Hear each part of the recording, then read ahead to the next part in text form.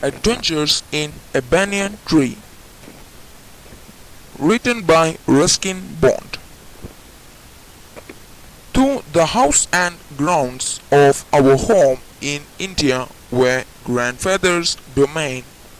The magnificent old banyan tree was mine, chiefly because grandfather at the age of 65 could no longer climb it. Grandmother used to tease him about this, and would speak of a certain Countess of Desmond, an English woman who lived to the age of 170, and would have lived longer if she had fallen while climbing an apple tree.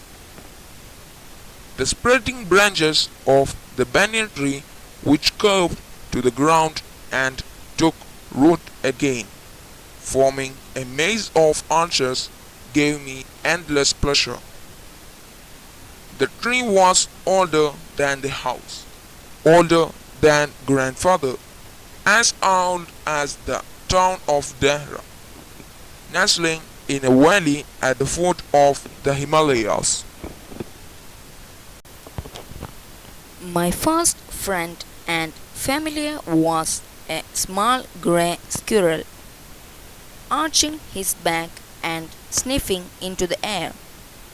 He seemed at first to resent my invasion of his privacy, but when he found that I did not arm myself with a catapult or air gun, he became friendly. And when I started leaving him pieces of cake and biscuit, he grew bolder and finally became familiar enough to take food from my hands.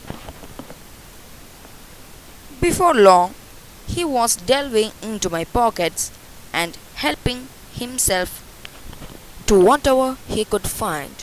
He was a very young squirrel, and his friends and relatives probably thought him headstrong and foolish for trusting a human. In the spring, when the banyan tree was full of small red figs, birds of all kinds would flock into its branches. The red-bottomed bulbul, cheerful and greedy, gossiping rosy pastors, and parrots and crows, squabbling with each other all the time. During the fig season, the banyan tree was the noisiest place on the road.